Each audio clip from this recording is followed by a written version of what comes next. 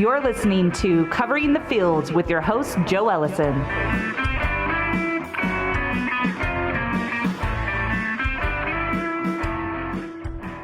Hello, sports fans from the fabulous Blue Bowl in beautiful downtown Carson City.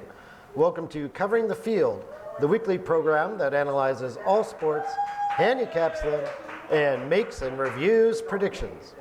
I'm your host, Joe Ellison, and today we're going to talk about pro football, college football, baseball, hockey, NASCAR, horse racing, and our You Got Hose segment.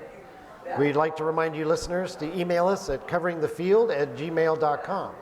Please give us your feedback, tell us your You Got Hose stories, and visit our coveringthefield.com website. Find us on Twitter at coveringfield. Now, kicking things off this week, I'd like to introduce our football expert, Big Richard Martin. How are you doing today? Doing great. It's always great to be at the Carson City 5-star dive bar here at the Blue Bull. It's always great to see everybody and talk about some football. So, Big Rich, Week 8 in the National Football League was an eventful one on and off the field. What happened last week? Last week, let's talk about this being the muddy water week in the NFL. I mean, we've tried to figure out if we have any AFC contender. I mean, Cincinnati, everybody's ready to crown them as the AFC favorites, and what do? They go down and lay a goose egg out there in Meadowlands out there with the New York Jets. Yes, and today I think we saw something happen to one of the best quarterbacks in the league. Oh, yeah, we know Aaron Rodgers today comes up positive for COVID. Second one that hits Green Bay. I mean, last week they had their wide receiver, Devontae Adams, out. Now they got Aaron Rodgers out. I mean, COVID's running rampant out there in Green Bay. I don't know what's going on, but they need to get some better protocols going on in that locker room. Also, go ahead, Joe. I'm sorry. Oh, and of course, we have to mention a gentleman by the name of Henry Ruggs. Tragic incident. I mean, yeah, of course. I mean, I always know he's a dangerous receiver, but driving 156 miles and fatally getting in a DUI crash, terrible story, just heartbreaking, and not to bring anything joking about that, but that is absolutely a horrible accident, a horrible thing that happened. Yes, driving twice the legal limit, intoxicated, crashing, killing a 23-year-old woman, going 127 miles an hour when the bags went inside the car. Now he's no longer a member of the Las Vegas Raiders. His career's finished. Right. He has to live with that guilt. Supposedly he went to college, although he did go to Alabama. That was unbelievably stupid. Absolutely. I mean, it just shows you how, life is so, tragic at times, and we have to take everything for, don't take nothing for granted. I mean, that poor lady was doing nothing and just gets totally smashed by this idiot driving crazy. I wonder how many other players do things like that. Hopefully not too many. Hopefully it's a wake-up call for everybody. Just don't judge him. I mean, everybody's done stupid things, and it's just sad. I hope he could turn his life around, and like you said, he has to carry that the rest of his life. Getting on the field, we had some injuries this week. A couple big ones. Oh, absolutely. It doesn't get any better than Derrick Henry, the leading rusher the last 2 years for the Tennessee Titans. I can hear my cousin Pistol Pete crying right now. That's his favorite player, and he thought, he was on his way for sure for another rushing title this year. Breaks his foot, out for the year. Michael Thomas, out for the year. Didn't respond well with that ankle injury. He's out for the year. And Jameson Winston has a horrific knee injury. I mean, it definitely turned your stomach watching that. Yes. Well, these key injuries weren't necessarily doom and gloom for some teams. The New York Jets lost their quarterback, but their backup, Mike White, came in and won. New Orleans' Trevor Siemian came in and won, and Dallas's Cooper Rush came in and won. Seattle's Geno Smith won, but that was against Jacksonville. I don't know if that really counts for anything. Well, he's a backup, Joe. I think it's the week of the backups, and we all should have had him on our parlay cards. Apparently so.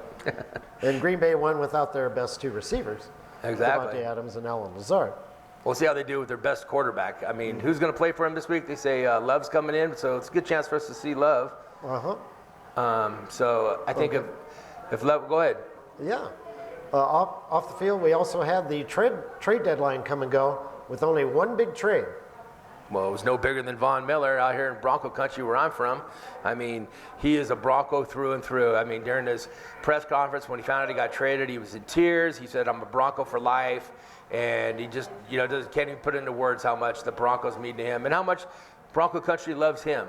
I mean, you can see, I've been to games out there in Mile High, and it's just he's a Bronco, and it's just a sad thing to see, but it's good for him at his age, and I think the Broncos, they need to do that at the stage of their season is right now. Yeah, well, he did get injured last year, didn't play a whole lot, getting up in years, and they get a second and third round draft pick in exchange, which is pretty good. Well, it's brilliant if you think about it. I mean, because he was going to be a free agent, unrestricted free agent next year, so he'd have been on the waiver wire next year, and he'd be testing the waters out there anyway. So you get a second and third round pick, and the Broncos 4-4. I mean, they're not tanking their season, as the general manager addressed the team that we're not having a fire sale. Of course, they had nobody else win. I just think it was just the best move for both parties, and the Broncos get some trade capital. Maybe they can get a franchise quarterback next year. Yep, I think so. And the Rams certainly going all in this year, already lead the league in sacks. So look out with Von Miller. Well, I mean, how many draft picks are they giving up? I mean, for Jalen Ramsey, for getting Matt Stafford, and now Von Miller. I mean, they're not going to get a draft probably in the next 3 years. They might not have to draft at all. Might not have to draft at all. They can save a lot of time and energy. Exactly. And as we predicted, Houston quarterback Deshaun Watson was not traded, as he needs to sort through his legal mess. 22 different women accusing him of sexual assault. Sure. So. Well, that other bit of news, Odell Beckham got excused from the Cleveland Browns today. I don't know what excused is, but when I was in class, got excused means I'm not coming back. I think it was just a financial reason that they wanted to get him off there. They have a 53-man roster spot that he is taking, so the Browns will be playing the rest of the year with a 52-man roster. Yeah, and don't upset Odell Beckham's dad. You better throw him the ball. Yeah, I know. I mean, he has a total of 0 touchdowns. I throw it to him every time. Absolutely. As far as handicapping is concerned, how did your picks do last week? It was a muddy water week. It wasn't very good for the Big Rick's pick in the NFL. Hit the first one, hit Green Bay, and then everything tanked on Sunday. I mean, I can't figure out the AFC at all. I'm thinking Cincinnati's rolling. I'm thinking the LA Chargers are rolling. And, of course, they both laid goose eggs out on the field. So all we know is we don't know about the AFC right now. Yes, I also had a tough week going 1-2. I also had Cincinnati losing outright to the Jets and Mike White, unbelievable, from Western Kentucky. Exactly. That came out of nowhere. Atlanta lost to Carolina. Carolina without Christian McCaffrey hadn't won a game. But Calvin Ridley also sat out that game for Atlanta. Right. With his mental issues, we wish him the best, but the team definitely missed him. Exactly. And my only winner was Dallas, which is now a perfect 7-0 against the spread. What about Dallas, huh? What do you think? They come back? I mean, they didn't even tell us about the injury. I mean, we didn't even know about that day. We'll talk about that in the You Got Host section. But Dak Prescott, we thought for sure everybody thought he was going to play this week.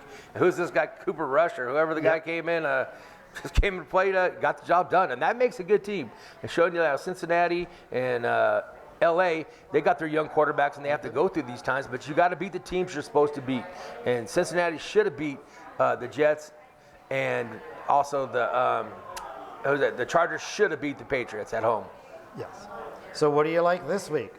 Well, let's go right with Baltimore. Baltimore's coming off a bye. They're playing Minnesota, who is obviously coming off the loss last week.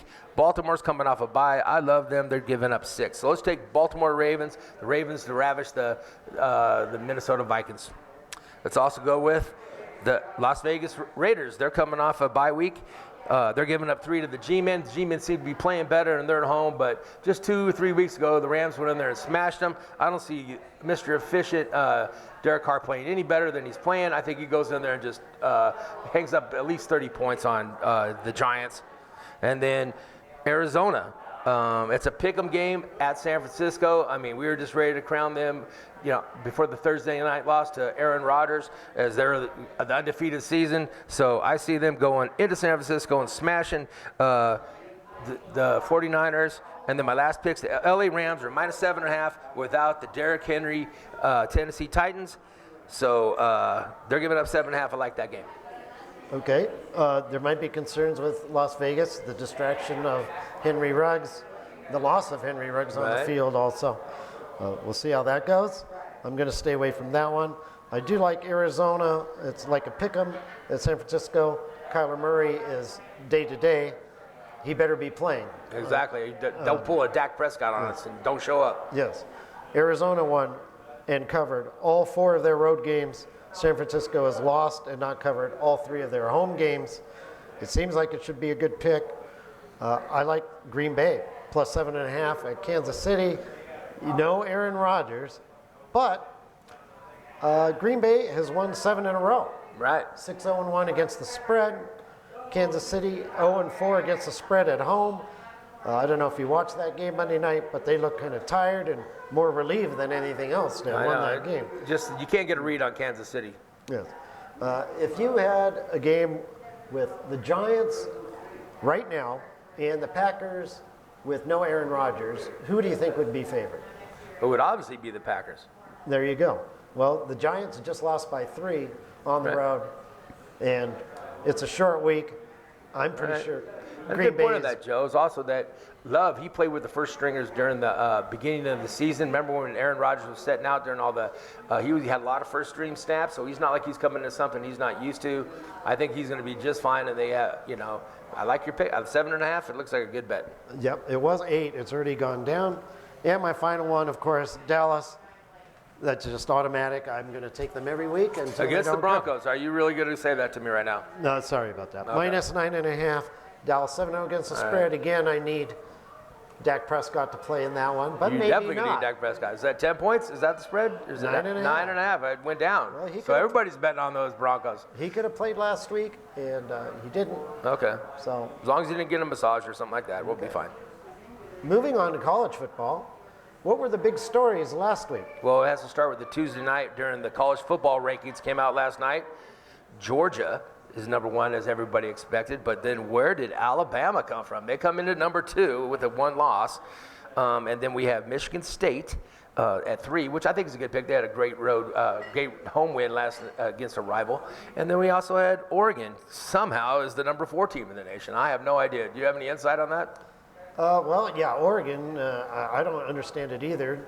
They lost to Stanford already. Stanford is 3-5, but the committee has 3 members who have connections to the Pac-12. Oh, very convenient, huh? Tyrone Willingham used to coach Stanford. Okay, yeah. We got somebody associated with Colorado and another with Arizona State. I don't know how that happens, but you can look up who's on that panel right there. Well, they're not giving any respect to the ACC, or the Big 12. They both have undefeated teams in their division, and they're just got dropped. Oklahoma goes down to 8, and Wake Forest goes to 9. Cincinnati was number 2. I mean, they had a convincing win, 31-12. What does that get them? Oh, now you're number 6, looking on the outside, looking in. Yeah, I can't say I'm too pleased with this setup. Alabama having lost at Texas A&M, who lost to Arkansas and Mississippi State. That's not good. Right. Oregon, like I said, losing to Stanford is 3-5, and here's Oregon, number 4 in the country, and Ohio State lost at home to Oregon. Right. And they're number 5. You're right, Joe, and you're just like Las Vegas, because the odds of Oregon to win the national championship is 50-1. So Vegas isn't getting them a chance, and maybe they get this gift at number 4. Who knows what's going on? But they're not going to stay there. No. They're going to have a tough game against Utah coming up. I don't think they're even going to win out this year. It's just sickening to see Cincinnati at number 6. Are we ever going to get these deserving smaller schools into this playoff? I don't see how they can possibly jump up that far. I hope I'm wrong, because I want to see them in there. Okay. Michigan, number 7, doesn't make any sense either. They've only played 1 ranked team, and they lost. That was the Michigan State game. Right. And here's Oklahoma with the longest winning streak in the nation at number 8. Yes, they haven't been totally impressive, but at least they won all their games. Well, the committee's definitely looking at the SEC and the Big Ten. They're looking at those conferences as having 3 of those spots. They want 3 of those spots. They're going to have to be some upsets down the way to get somebody else in there. Yeah, well, at least Oklahoma has Baylor, Oklahoma State, Iowa State on their schedule. Right. They can move up. Cincinnati, on the other hand, doesn't really have anybody on their schedule. Well, they have SMU, Yeah. and they're hoping that Notre Dame looks really good because that's their signature top 10 win that they have against them. And they won won in Notre Dame, so I mean they won in South Bend. So it was a huge game, but it's not going to be enough to get them in unless they start hanging some points on their opponents. And we talked about that during the show. And the last 2 weeks they haven't. They had an 8-point win against Navy, and the last week was a 17, 18-point win against Tulsa. And so they need to start hanging 50 burgers up. Absolutely. And Wake Forest is number 9. They were the only Power 5 team never to reach the AP top 10. But now they're in there. So well, it's here for Wake Forest, huh? Yeah, Demon good Deacons. for them. Absolutely. So the upsets keep coming as 45 different top 25 teams have lost already this year. Right, all of them but Georgia. Georgia covers the spread every week. They've covered the spread every game this season, and I don't know why I'm not betting on them heavy, but they have a 38-point spread this week against Missouri I'm staying away from. Yeah. And we must congratulate Nevada, whooping up on their arch rival UNLV, 51-20. Never even punted in the game. Never even punted. So Carson Strong's looking strong out there in Nevada. Absolutely. So the problem with this committee or whatever, they're rewarding victories and they're not punishing losses. Well, they look at the strength of the schedule. That's why I guess their alibi of why they're doing what they're doing. I think it's mostly just the eye test, Joe, and I think they're looking at teams, and it always has to do with television ratings is the most important thing. If there's any way they can get Notre Dame in that Final Four, they would, because that would give them a great TV ratings, and it's all about money when it comes down to these things. Yeah, well, I'm already sick of this thing, and that was just the first rating. So I know I'm going to get pretty upset. You better get some Tums and some man assets because it's not going to stop. But No. I think in the end it comes down. The only way to stop this is, unfortunately, is to have a playoff season. Having a playoff with the college football at the end of the season. But I really hate because I'm a traditionalist. I love the Rose Bowl with the Pac-10, Big Ten. I like the SEC playing in the Orange Bowl and the Sugar Bowl and Cotton Bowl having the Big 12. But tradition's out the door when you have Texas and Oklahoma heading out to SEC next year. Well, maybe we can incorporate the bowls, make an 8-team playoff, let the bowl games, the Rose Bowl traditional be one of them, and Orange Bowl traditionals. I think that's the only answer to and this. then have the 4-team playoff. But I think they like us talking about it, and they like the controversy, and that one way that does make it good too. Mm-hmm. Well, unfortunately, Division I football is the only NC2A sport you can go undefeated and possibly not play for a national championship. Yeah, you don't get to play for a championship. You get a participation trophy for going undefeated. That's crazy. Yeah, completely crazy. So in respect to handicapping, how did your picks do last week? Well, I was 3-5 in the college pick, so Michigan State, I even took them on the money line on my pick, so it definitely kept me in the black this week. College football 3 weeks in a row has done good. The Tricky Ricky picks were a little bit risky, and that's why we call them Tricky Ricky picks. But when they hit, they're good, but it was risky, and we didn't do good on the Tricky Ricky picks on the site. But we'll get them better next week as we start this last quarter of the football season. Oh. Well, I went 4-3, maybe more like 3-3-1. I won with Notre Dame, Wisconsin, and Purdue. Maryland, see, when it opened, it was 2.5. When it went off, it was 5, and they won by 3. So it depends on when you got it. Right, and that's normal. If you got it early, then I went 4-3. We'll give it to you because this is a Wednesday, so you definitely got early. We'll give you that win. Yeah, well, thank you. I appreciate that. Okay. I lost with Louisiana, Monroe, Stanford, who can beat Oregon, but can't beat Washington at home. And Ohio State, I was under the impression Sean Clifford was hurt and was not going to play for Penn State at the time last week, and he looked really good. Yeah, now I bet on Ohio State because I drank the Kool-Aid with C.J. Stroud. Been looking great the last 4 weeks, but Penn State always plays Ohio State tough. Like you mentioned, the whiteouts that they have, they've upset those guys, upset their seasons before, and I should have known not to bet on them, but I did. I went with the Ohio State. They look good, and I mean, they got the job done, but it wasn't a convincing win. That's why they're all the way down to 5 on the college rankings. Yep. So who do you like this week? All right, let's look at this week. First game, let's go with the Auburn at Texas A&M. Now, this is a very, very key game for the SEC West. They have Auburn, who is right now tied for first place with Alabama. You know what their odds are to win in the national championship right now, Joe? Auburn? Oh, I don't know, maybe 30 to 1, maybe? Let's try 300 to 1 to No win the way. national championship. And they're in first place and control their own destiny. I put a $10 bet on them that's $3,000 if they can win out. They control their destiny. I mean, they have a better chance than Texas A&M. They have 2 losses.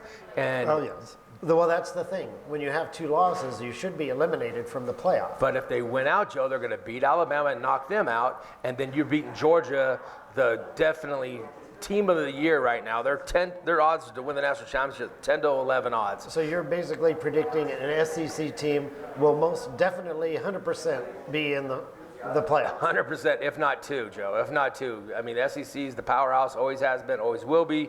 And we can see the way that the committee, the college football rating committee, they're heavy on SEC. If Auburn wins out, which is a big question mark, I mean, you have to go win the Iron Bowl, beat Georgia to get in. But it's in there. Yeah. Bo Nix is playing good, and they're playing good football of late. So Bo Nix is doing a great job at quarterback. They beat Ole Miss last week, took care of Matt Carroll. So, I mean. And even then, Georgia would have only 1 loss, assuming they won the rest of their games. And they would still get in. And how could you let them in? And if Auburn beats them, they would have to get in. Yep, that's the playoff we're living in right now. Exactly. So what else do you like? Okay, so we have Wake Forest 9-0 at North Carolina. North Carolina's defense is absolutely horrible, as horrible can be. So I'm going to take Sam Hartman and the Wake Forest, 22 touchdowns, 2,469 yards with only 3 picks. I say he goes in there at Carolina. They're plus 2.5, so they're a 9-0 team getting points, 2.5. I'm taking the points of Wake Forest. The under-over in that game's 76, so I mean, I think the under-over, you can just throw a dart and hit that underneath all the time. 76 points is crazy.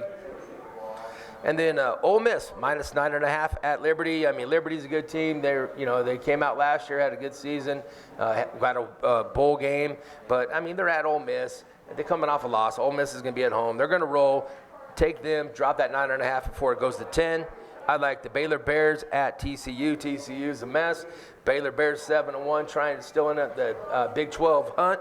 So let's take them, and don't forget our Commander-in-Chief Bowl we got coming off. Air Force is at home against Army.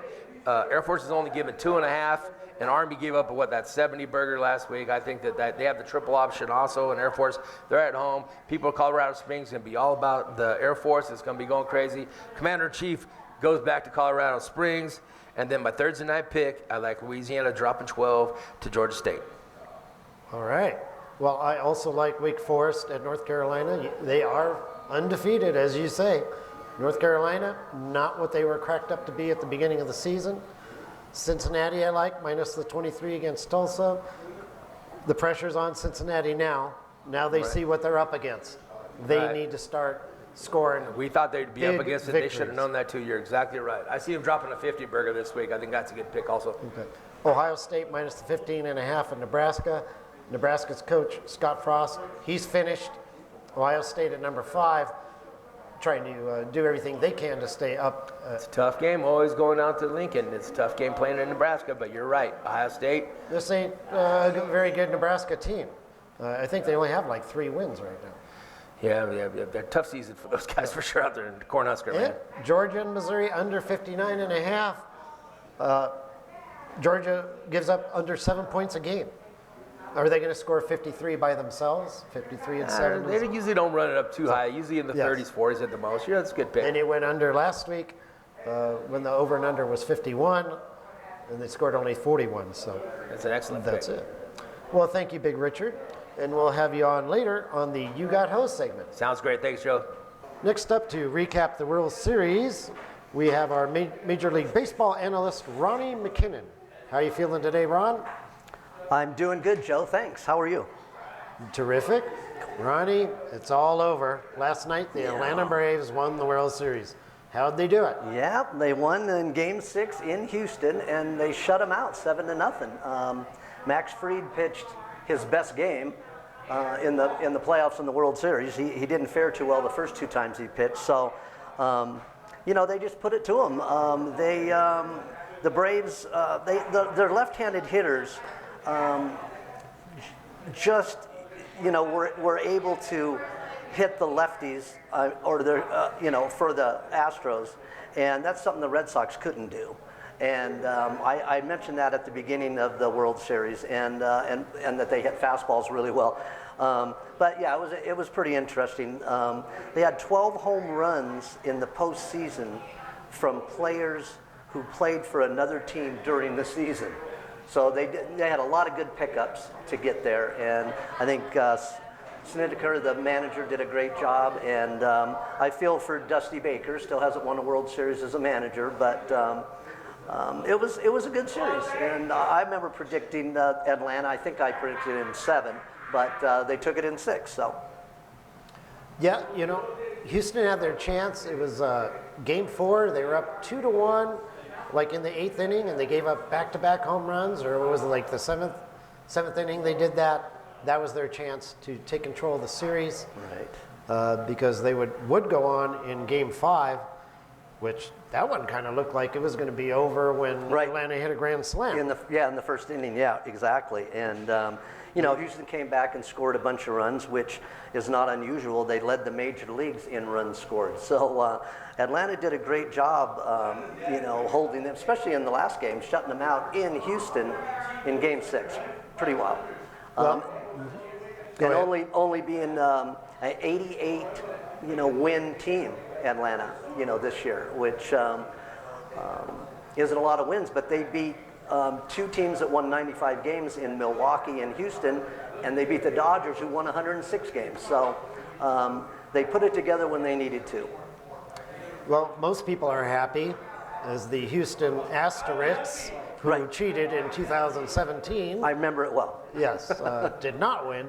Right. Or the Houston Trastros, they've been called also. Right. Either for banging trash cans to signal their pitches, or they're just considered to be trash. Yeah, I think that having Dusty Baker as the manager helped a lot, because he's well respected. He's been around for a long time. He was buddies, and he was actually on deck when Henry Aaron hit his 715th home run.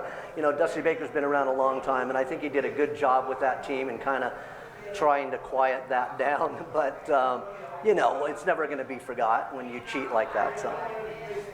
Well, I predicted Atlanta in 6. You did. Atlanta defeated the Dodgers in 6. Houston defeated Boston in 6. So I picked Atlanta in 6. 6-6-6. Good for me. That's right. That's it was, right. 11-2 or 5.5 to 1 odds. Had you bet that? Pretty decent.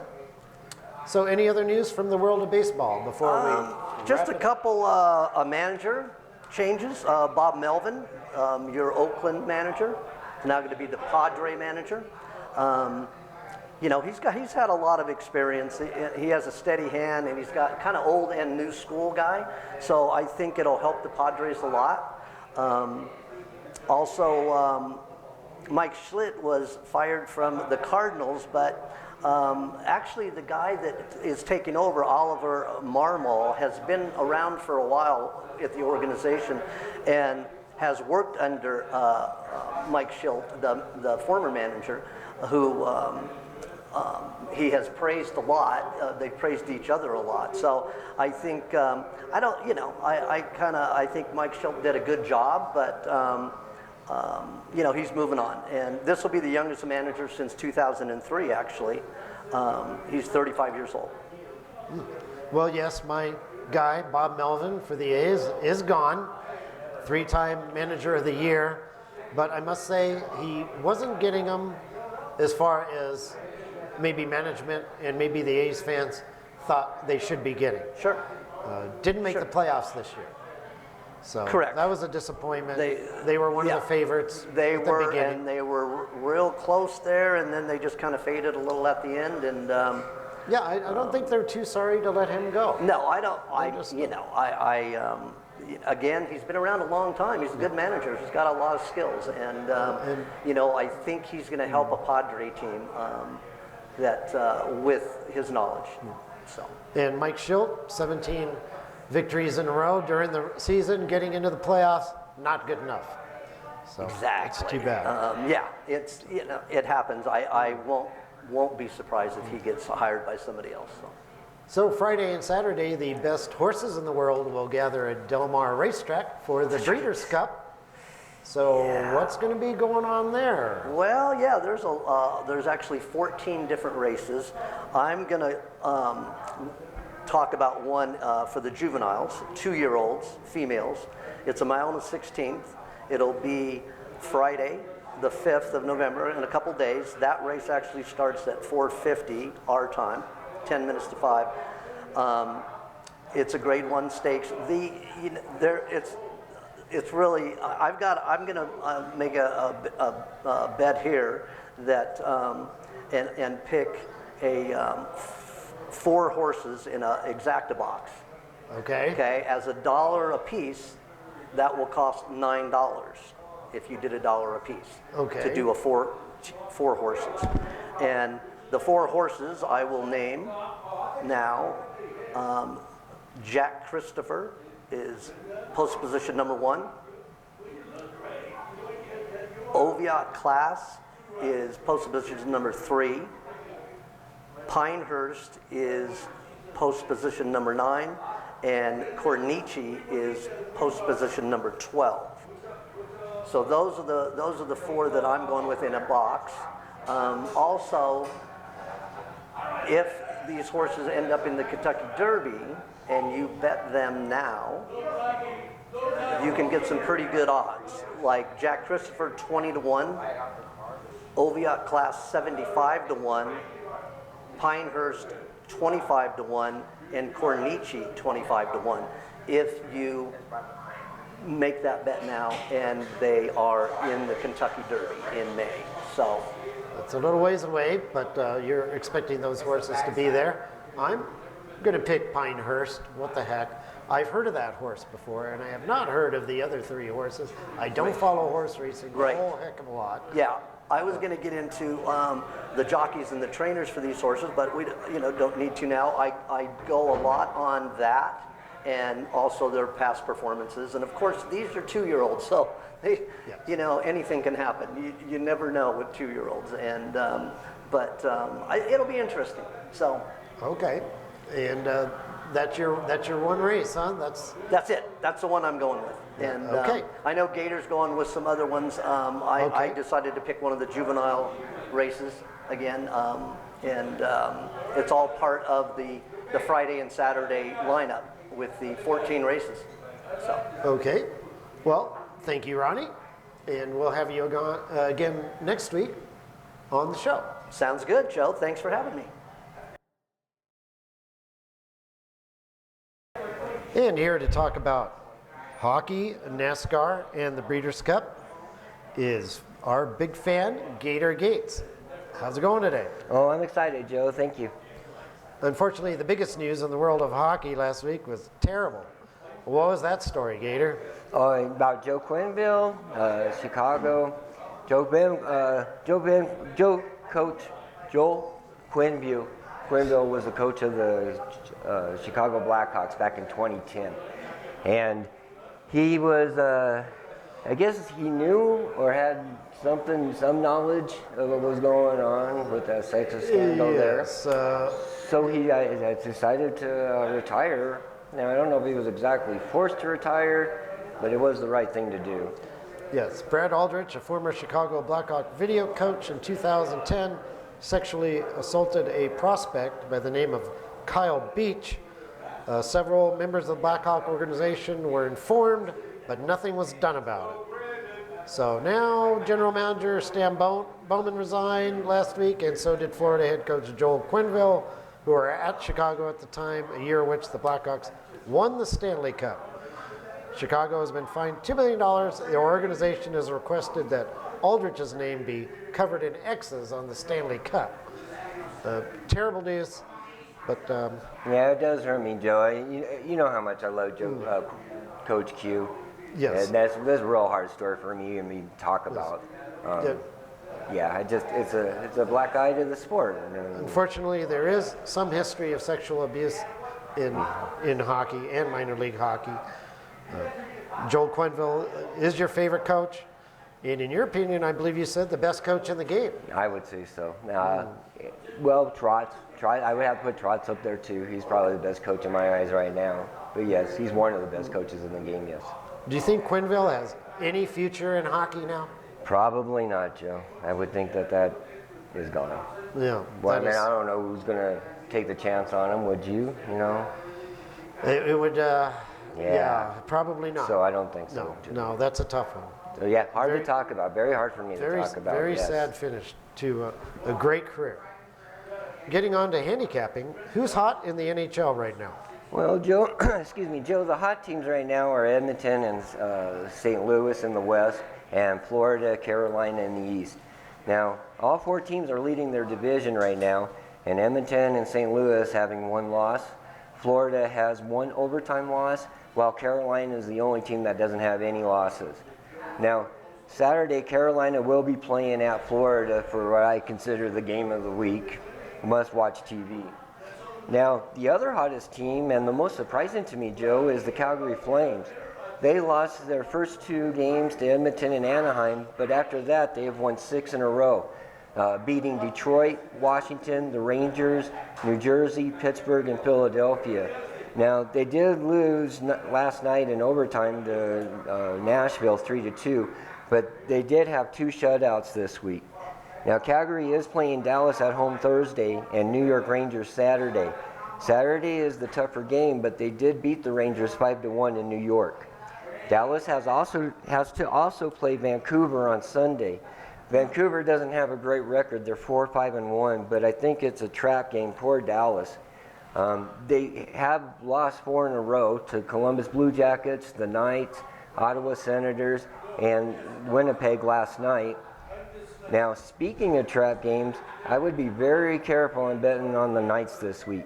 Yes, they are winning despite the injury problems, but they are up north right now.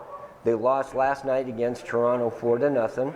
They still have to play Ottawa Thursday, Montreal Saturday, and Detroit Sunday. All 3 games you would think on paper they should win at least 2 out of the 3. I think that they'll win 1, if not lose them all. Detroit game is on Sunday in the afternoon, and that's right after they play the night before against Montreal. So that's going to be very tough for them. Now, the cold teams, Joe, I would have to say, of course, Arizona and Chicago. But Chicago did get Patrick Kane back on Monday, and he did get a hat trick against Ottawa. That was their first win of the season. They play at home tonight against Carolina, and Friday they also play Winnipeg. Now, I'm not sure if they'll win either game. Now, they do get Pittsburgh at home on Tuesday. Penguins did get Sidney Crosby back, but I still believe that it is their best bet of getting a win this week. Arizona still hasn't won a game yet. Now, this is the week to bet them. I think that playing at Anaheim Saturday, playing at Anaheim Saturday and Seattle at home Sunday, this just might win 2 in a row. It's tough though, but I do think they have a shot at it.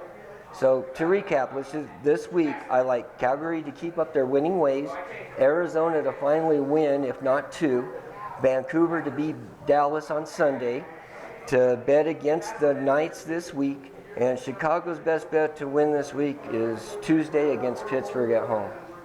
All right. Well, thanks for those picks. You're welcome, Joe.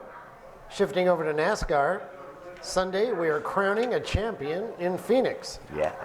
Who's still alive after last week's race at Martinsville? Oh, I love this. I love NASCAR, Joe. I mean, every week there's always something to talk about. No exception this week. I'm going to start with Alex Bowman. He won Martinsville, and his win in overtime denied Kyle Busch and Brad Keselowski out of the playoffs. 4 drivers, Kyle Larson and Chase Elliott for Hendricks Motorsports, and Denny Hamlin and Martin Truex for Joe Gibbs Racing are going to battle for the Cup Sunday in Phoenix. That's 2 Chevys and 2 Toyotas, no Fords. Now, Truex was bumped and hit several times with both Kyle Busch and Keselowski, trying to make the final transfer spot. Hamlin had the lead until Bowman spun him out, with 6 laps remaining to send the race into overtime. After the race, Danny went and parked right in front of Bowman to prevent him from a proper celebration. Now, Bowman insisted that the contact was accidental. He said, "I just got loose. I got in too deep, knocked him out. out of the way and literally let him have the lead back. Now, Bowman was talking about an earlier incident, not the contact that fully spun Hamlin into 24th place. Now, he goes on to say he's been on the other side of that. He has crashed guys here for wins before. I hate doing it. I just got in, got underneath them, and spun him out. Regardless, we get a free grandfather clock, which is pretty special. Now, at Martinsville, they present the winner with the traditional grandfather's clock. It is considered one of the most prestigious trophies in NASCAR. Now, Hamlin said he's just a hack, just an absolute hack who gets his butt kicked every week by his teammates. Now, Joe, he didn't say but, he said, yeah. Yeah. Now, Hamlin is a native of Virginia and didn't have any home crowd support in the grandstands. The grandstands did erupt and cheer when Bowman spun him out, and also booed him when he was being interviewed over the loudspeaker. Now, when he was asked about the fans' reaction, Hamlin blamed Elliott. Elliott's the fans' favorite, and he predicts that the same thing is going to happen in Phoenix. So, who's going to be crowned champion? Well, Joe Elliott did win this race last year, and Truex won the race in March. And I've been going with Truex, that's my heart, the whole time, so I'm just going to have to say Truex again. He's 5-1. Kyle Larson is the favorite at 6-5. Elliott's 6.5, and Hamlin is 8.5. Well, I'll have to take Kyle Larson, of course. I have been all year. He deserves the championship, having won 9 races already. But it doesn't usually work out that way. Maybe 1/3, 1/4 of the time, the person who really deserves to win actually gets it. So we'll I see have what to happens. agree with you. Like I said in another show, Larson's the one that deserves to win it, correct? But Joe, I was looking at the top 5 for this race, because even if they don't win, whoever comes in first is going to win. Larson has 19 top 5s, Elliott has 19 top 5s, Truex got 14, and Hamlin's got 18. So that really didn't help me too much when I was looking at that. Mm-hmm. So, getting back to the Breeders' Cup, you have a race maybe you might want to bet on? So a horse you think is worth wagering on? My picks, Joe, the horses I think that could win, but I would also put these across the board, win, place, and show. Of course, the morning line favorite is Nick's Go, and he's at 5-2. If you put that money on Nick's Go, you might win, but you're not going to make anything really off of it. Better picks for me, I would say, would be number 4, Essential Qualities, 3-1, and my long shot would be Max Player at 8-1. Now, if you want, you can take 2 of those 3 horses and put them in an exactor, which is going to pay better, which means your horse, if you take the 4 and 5, the 4 has to win and the second has to come in second. A better bet, even so, would be to box it. That way, if the 5 comes in and the 4 comes in second, you still get paid both ways. Now, if you want to play a trifecta, my suggestion would be to take 2 of those 3 horses and add another horse. Those horses that I like that I would add for the superfecta and the trifectas would be Hot Rod Charlie. He's number 3 at 4-1, and also Medina Spirit, which is number 8 at 4-1. Now, Medina Spirit is Bafford's horse, one of Bafford's horse. So, yeah, that's who I would pick, Joe. Well, I like Essential Quality. I like Medina Spirit. Baffert, he'll be cheating anyway. We know that. He will do his best to get his horse first across that line. Essential Quality, I've definitely heard of that horse. I'm going to go with those 2 on the exacta. Yeah, Joe. I also have an article on the website that you can find out more about betting and things like that. You can go to coveringthefield.com to read that article. Sounds great. I will do that. Thank you, Gator, and we'll have you on later on the You Got Ho segment. All right. Thank you so much, Joe. Yes, ladies and gentlemen, it's that time for the moments we've all been waiting for. The stories that make us furious about bets that appeared surely to be winners, but in the end something went horribly wrong. They ended up being losers. It's a segment we affectionately call You Got Hosed. You got hosed. So, Big Richard, do you have a You Got Hosed story this week? Well, I got one for little Richard. My son over there has Dak Prescott on his team, his fantasy team. He's thinking Dak Prescott's going to play. He has a Sunday night game. So what do? You sit Dak Prescott? You never sit Dak Prescott. He's always throwing 3 or 4 touchdowns for Mighty Joe's Dallas Cowboys. He thinks he's going to play. He has a calf injury coming off a bye. No way he doesn't play, right, Joe? Oh, at the end, we find out that Jerry Jones doesn't tell us about his star quarterback, and they play Cooper Rush, and my son got 000 on his quarterback fantasy team, and you got hosed, Little Rich. Needed that backup plan on Daniel Jones or Cooper Rush. That's exactly right. He should have been listening to the show. Yep. So, Gator, do you have a You Got Hosed story for this week? Yeah, Joe, my host story this week is about the Olympic rules and how the host nation gets an automatic bid into the Olympics. In February, the Winter Olympics are going to be held in China. And in the hockey, the Chinese team is seeded 12th.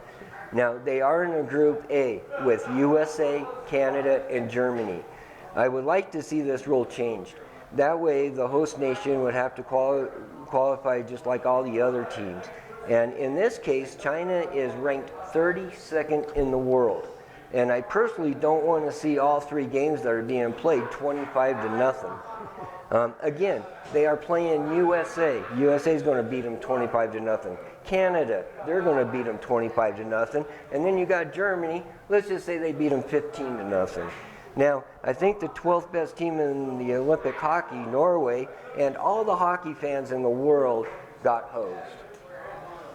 Yeah, that's going to be interesting to watch. But I'm not a big fan of China, so I'd like to see them lose 25-0. I see. I got you, Joe. I'm all for it. But yes. No, I think see I'll how be they watching got wrestling or something. Right. Joe, do you have a good got host story for this week? Well, I didn't really get hosed this week, but there were some really bad ones to talk about. The Rams went up 38-0, then gave up 22 points in the last 8.5 minutes to not cover the 16.5 point spread off the board. The LA Chargers scored a garbage touchdown the last minute to make the 50.5 point total go over by half a point, 27-24, and the under 50.5 in Thursday's Green Bay, Arizona game. Survived 2 fourth quarter goal line stands and at least a field goal with that interception with 30 seconds left that prevented overtime, which we would have gone over, or even more, or a touchdown in that 24-21 final. But the worst hose moment had to be the last play of the Florida State-Clemson game. Clemson was up 24-20. Florida State had the ball with the spread 9.5 on the card or 10 on the board, the total 47. Surely Florida State and under was safe. 1 play left though, the dreaded lateral play. After a few poor Florida State laterals, the ball naturally goes to a Clemson player. He takes it into the end zone. Final score 30-20. If you took Florida State or under or both, you got hosed on the very last play. Wow. Yeah, there was a lot of that this week, Joe, I think. I think the public got hosed. You got hosed. So that's all for this week's show. I'd like to thank the Blue Bowl in Carson City, my guests Big Richard Martin, Ronnie McKinnon, and Gator Gates, our producer, our engineer, our editor, and everyone for listening. We'd like you to visit our Covering the Field website to check out our many articles and our picks of the week. We'd like to remind you listeners to email us at coveringthefield@gmail.com. Give us your feedback, your You Got Hosed moments, and any other comments you'd like to give us. And find us on Twitter at Covering Field. Hopefully you all enjoyed the show, and you'll hear us again next week on another episode of Covering the Field. You've been listening to Covering the Field, a CM World Services and LaSage production.